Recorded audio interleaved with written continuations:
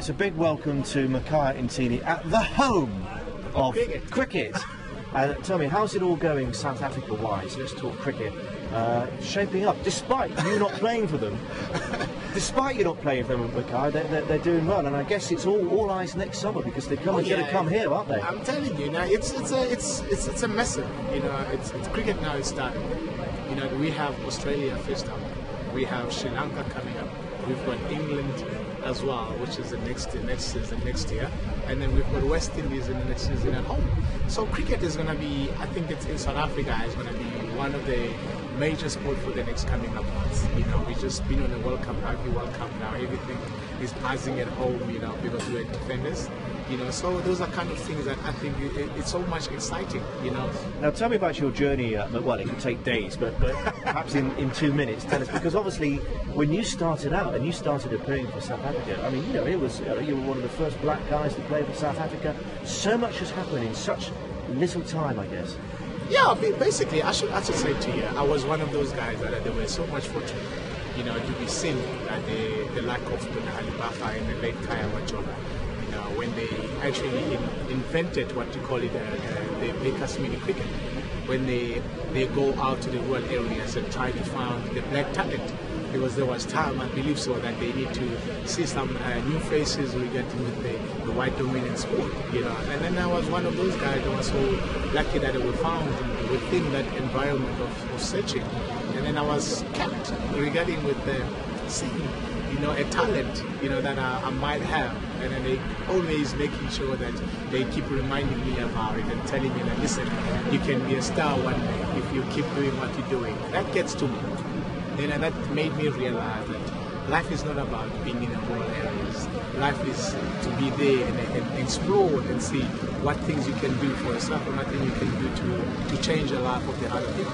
Now, just tell us very quickly, we were talking off air, weren't we, about the, obviously you are best known for the hundreds of wickets you got at Test match level, and you weren't necessarily known as the best batsman in Test cricket. There were one or two who were slightly better than you, Tendulkar, Lara, one or two, only one or two, Makhaya.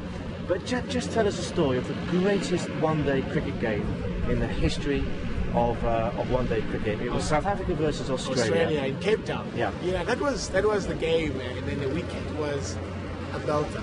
So Australia scored 434. And as you came off the field, having been hit all over the place, we've been damaged. And what did Jacques Kallis say? Jacques Kallis, he always the guy that he walks behind everyone, and then he walks in and he says, "Guys, don't worry, they are 20 runs short." We looked at him, everybody started laughing. At 20 runs short, we are 434 on the board, and what are we going to do with that? And then we sat down and said, well, what's going to be our approach? We either die fighting or we just collapse and let them walk all over us. And then National Gibbs walks in and says, "Don't worry, I want to do my way."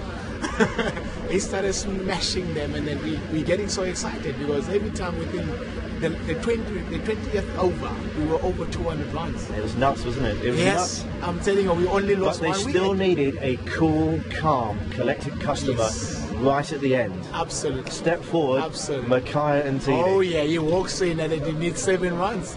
How many did he get? I've only got one. Oh, you can't say only. I'll tell you what, one and not out. Yep. One not out. They couldn't get you out on that day, could they? They couldn't get me out. Yeah. I faced one ball, nudged it down, man, and that was it. Fantastic. Without that one, who knows what might have happened? Absolutely. Now, England, amazingly, are the #1 Test team in the world now. They've beaten Australia in Australia. They've just crucified India in England. So the next big hurdle for them is South Africa next summer. What do you think is going to happen over here in these conditions? I know. That's a massive challenge. I think for us, as we've seen that England now they got together. Their style of playing cricket, it's complementing each other. You don't have the one that they say if you have 2 wickets in the first two balls, you put them under pressure. No, you still got a lot to fight for. I think they're in that stage now of clicking. Whereby us as the South Africans, we need to make sure that we collect ourselves in both ends, bowling and batting. We have 2 fast bowlers that we know that they are there on merit, and then we've got the black guy which is just coming, Lonabo Totobe, which is still not 100% within his position on the side. But okay, I would say that it's going to be a battle.